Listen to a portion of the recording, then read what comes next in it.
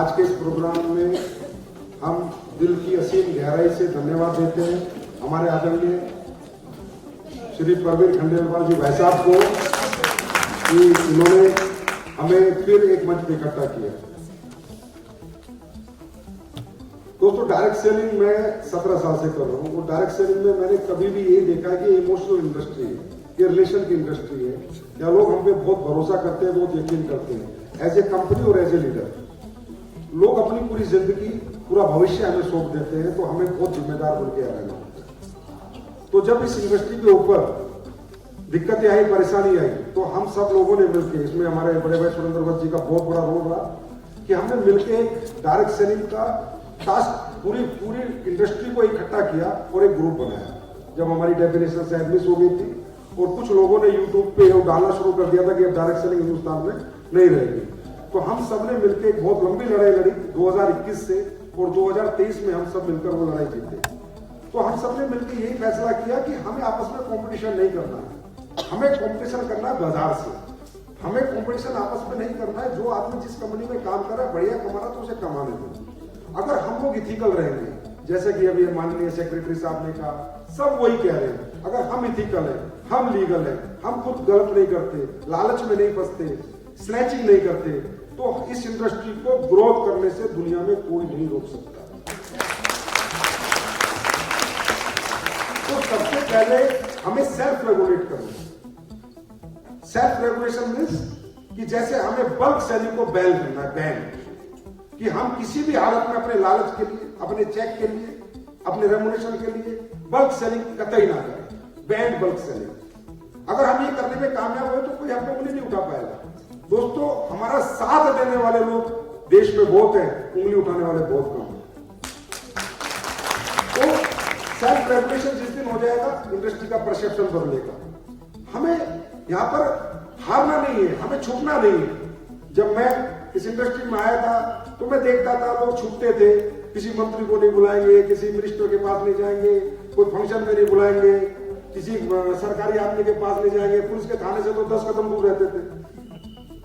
हम आने के बाद हम बोले क्यों, हम गलत क्या कर रहे हैं?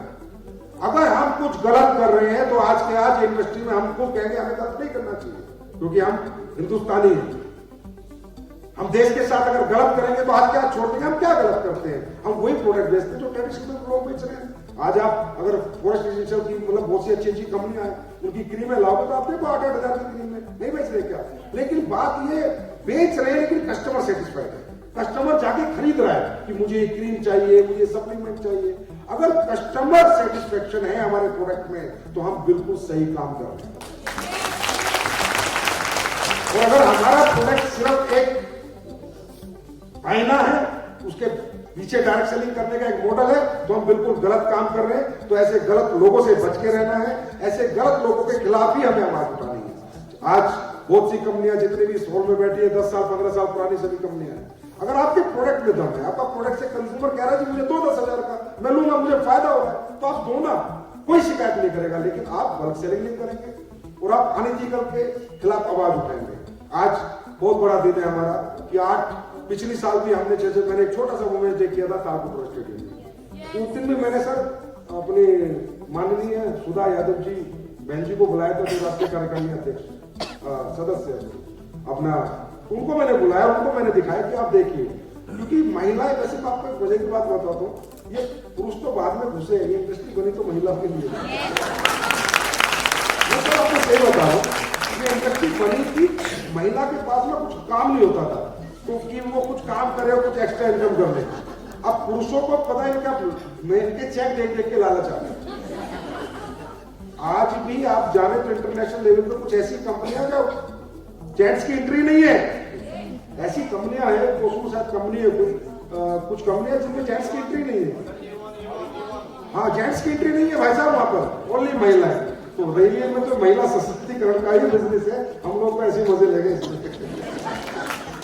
तो यानी आओ, तो हम लोग सेल्फ रेगुलेटेड करेंगे और हमेशा अपने हक के लिए लड़ेंगे और अपने हक के लिए अपनी आवाज उठाएंगे। हम बिल्कुल नहीं डरेंगे, क्योंकि हम बिल्कुल भी गलत काम नहीं करते हैं, हम अच्छा काम करते हैं। देश के भविष्य निर्माण में हमारा बहुत बड़ा योगदान है।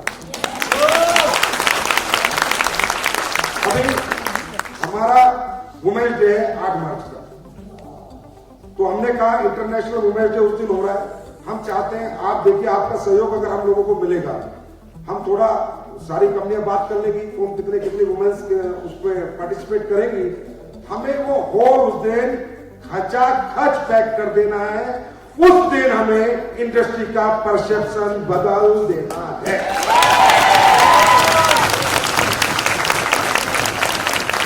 और मुझे पूरी उम्मीद है कि हमारी छोरियां छोरों से कम होंगी, तो वो एक बड़ा विशाल प्रोग्राम होने जा रहा है। आप लोग बहुत इमोशनल होते हैं अपने परिवार के प्रति, मैंने बहुत देखा है, मेरी भी बेटी है, मेरी वाइफ भी है, कि जो आप लोग सोच लेते हैं, ठान लेते हैं, वो करके कम लेते हैं। मैंने आज तक आदमी को शराब पी के गलियों में घूमते देखा है, महिला को आज तक नहीं देखा। इससे मुझे पता चल रहा है कि महिला अपने आप में कितनी जिम्मेदार होती है अपने परिवार के प्रति, अपनों के प्रति। तो वो जिम्मेदारी उठा के आपको डायरेक्ट सेलिंग के प्रति 8 मार्च की आज से तैयारी कर लेनी है। हिंदुस्तान का कोई ऐसा कोना नहीं होना चाहिए जहां भी महिला एसोसिएट हमारे साथ है, चाहे वो देश का आखिरी कोना हो, चाहे वो लद्दाख हो, चाहे कन्याकुमारी हो, 8 मार्च को हर महिला वुमेन्स डे का हिस्सा बनेगी ही बनेगी। और हम सबकी मेहनत से अगर ऊपर वाले का आशीर्वाद रहा तो विश्व के विश्वव्यापी लोकप्रिय नेता हमारे माननीय आदरणीय प्रधानमंत्री मोदी जी का आशीर्वाद भी हम सबको मिलेगा।